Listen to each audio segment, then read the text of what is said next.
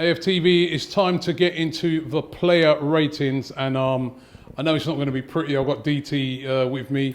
He's had a little time to calm down. He's been raging all afternoon, and I can't blame him on this one. Normally I'm here, having a go at him and stuff like that. I can't even blame him on this one, because I'm raging as well. Everybody is raging. Apart from Ty, who's raging at Mope, but to me, I'm raging at the performance of the team. You know what I mean? It was just, again, we haven't come out of the lockdown very well, have we? Nope. I don't know what to say, Robbie. I think I said everything that I possibly can in my, interview after. All right, let's get straight into it. We're going to start off with, Leno. He was hardly even on the... Yeah, I'm not going to mark him. Just have to mark him a straight 5, because Bellerin, right back. 3. 3? Poor. Same Hector Bellerin that has been playing for the last couple of years. Slow, sideways. Slow? Yep. The way he builds up the play. It's slow. When was the last time Hector Bellerin attacked a fullback and used the space and really tried to cause problems and put dangerous balls in the box and act as a fullback? He doesn't. He gets the ball with all the space in front of him to run into, and you already know he's going to put his foot on it, he's going to lay it sideways. Slows the momentum constantly. I'm bored of it. Okay, 3 for Bellerin. Mustafi. I don't think he was too bad up until the very end. I don't think we had a lot to do, to be quite honest, today. The thing about it is you still counted on your concentration levels for the whole 90 or 95 minutes, whatever it is, isn't it? Yeah, and because he made that mistake. It's a free. Was it his miss? I mean, I haven't even seen the goal. No, the ball was played in. Him and Holding had a man each. Mustafi's was the Hobbit that scored. He let him do the step over and then let him spin him. There was no awareness, no understanding of where or what he was going to do. Not good enough. Okay, Holding. Same again. 3. You know what, I'll give him a 2 because he was actually involved in both goals. And this was the worry about Rob Holding. I was one of the ones that sung his praises, thought that we've got a defender for the next X amount of years, and you've seen some of the performances like the cup final and things like that to know what he can do. But the ACL injury just seems to have set him back. He's lost his pace. He was slow anyway. He wasn't the fastest, should we say. Try to be respectful in that sense. He wasn't the fastest of defenders. But he looks like there's no recovery. And the same thing, because he didn't read the ball being played into the striker and the step over, he was 2 yards off him. And it gave the other player the ease of just going flick around the corner. Kolasinac. Not enough in the attacking third. Again, the defence didn't have a lot to do apart from that last 15 minutes. But he was part of, that back four. Didn't get enough going forward. And again, same thing, going sideways. No real attacking threat. When you look at what Saka's been doing before lockdown in a left-back position, it's not good enough. 3. Ceballos. 2. 2? Dreadful. Like a ballerina. Constantly spinning around on the ball. Like a spinning top is what we referenced it as. That guy will not get in Real Madrid's team. Fact. There's a reason why he's on loan at Arsenal and not at Real Madrid. Dani Ceballos will not get in Real Madrid's team. Let's be real about it. Not good enough. No creativity. Do you remember in the first half there was that moment where Oba made the run and Ceballos, let me have another pirouette. Not good enough. All right, GUENDOUZ. I wish that he'd showed the fight he showed at the end throughout the game. It's all well and good having a fight at the end of the game when it's all done and dusted. Do it at the time. When your goalkeeper's on a stretcher, showing you how angry he is. Back your man then, not at the end. Not good enough. Too slow with the way he releases the ball. Energy's always been good with GUENDOUZ, but it's the creativity, it's the product. There's nothing. Now Granit Xhaka's not in the side, you might actually appreciate the job that he does. Yeah, he's not the best. He's not a world beater. He's not a Kante, for example, or an Ndidi or someone like that. But he does the job. And we miss him.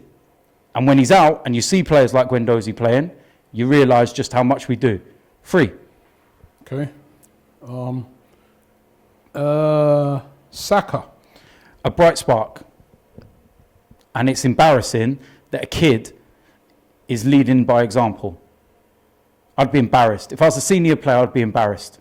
I'd have to go home and take a long, hard look in the mirror because I'm being embarrassed by a kid. And that's not being disrespectful to SAKA. He's a kid. And he's showing men how to be men. You know, the only one that looked like he was trying to take people on, the only one that looked like he wanted to create something.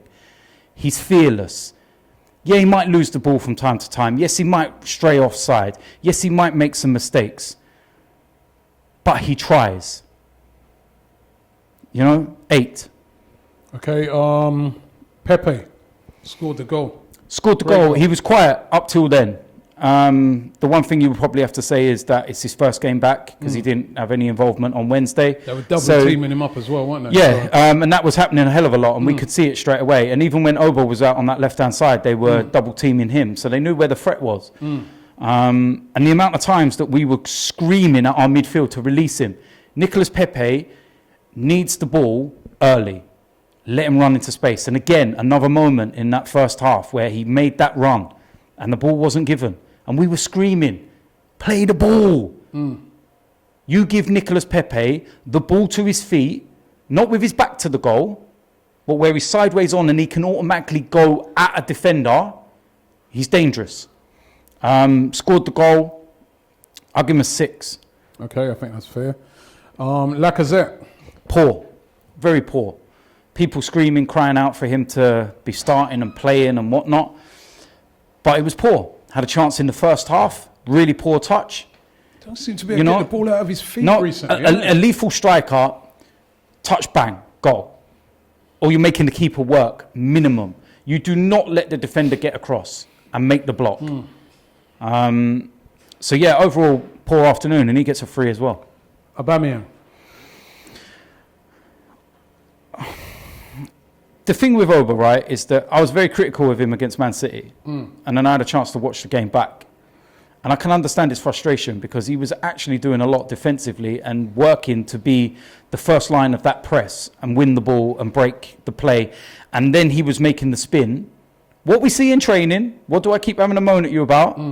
We see it in training, it's amazing. But then the moment it comes to the game, it doesn't happen. I think he worked hard, but again... Had a few shots on goal. Had a few shots, but the one thing that worries me is that he looks like... See you later. You can put it like that, yeah. He looks like he's had enough. I don't blame him. I don't blame him if he's down in tools, but at the same time, I don't want players that down tools. And if that means Oba as well, then so be it. I said to you, we need a wholesale change from top to bottom. And even if you've got to get rid of some fan favourites, rip up the form book and start again, then so be it. I won't begrudge him if he moves, because he's done everything he physically can. But I thought he worked hard, but his finishing let him down today, but I'll give him a 5. All right, and then, you know what, I'm not even too sure if any of the substitutes were on long enough to even, because you had Tierney. Well, you had Martinez. Well, you know, yeah, Martinez, you could... I thought his handling was good. I thought that his distribution was fine. Not a fault for the goals. And then maybe he's now seeing what Leno's seen all along. You've got a lot of work to do. You've got a lot of work to do. You know, you're probably the hardest working guy in the team. Yeah, and look, at the end of the day, Martinez is now going to have to be a big player for this team. Because if Leno's injury is as bad as we fear... Leno looks like he'll be out for the rest of the season. Remember, and then some. You know, because you look at it, even if he's going to be all right, unless it's innocuous, but it doesn't look that way, why would you even bring him out with like 2-3 games to go? You wouldn't, would you? You don't want to risk him. No, of course not. And then you've got another... Remember, the next season's going to follow on pretty quickly. Yeah. So Martinez, it was on there for a... You just go straight down the middle with a 5. Okay. 5, is that all? I would have given him No, more than that. it was just the fact that I thought his handling was good. Yeah, all But right. I really want to see more of him over the next few games when he's playing 90 minutes and how he commands the team and what, shit and is then- in front of him. Then Tierney, Willock, and Ketia Nelson, they weren't even on long enough to even do Not it. long enough, So, and that's the biggest disappointment, yeah, so... that they weren't on long enough, Robbie. All right, Mikel Arteta.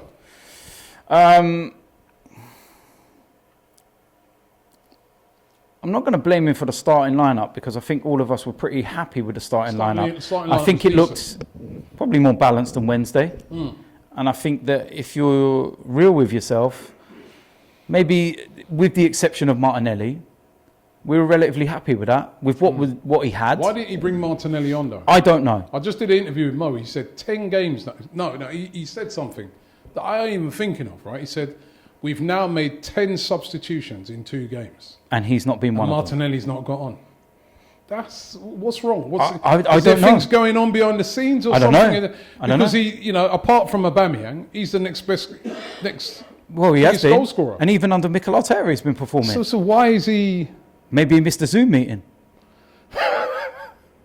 I shouldn't don't know. even laugh. I honestly, Robbie, I don't know. I can't answer the question because, Mikel has made it very clear in, his press conferences that the reason why the likes of Mesut Ozil wasn't in the squad on Wednesday is because they're not match ready.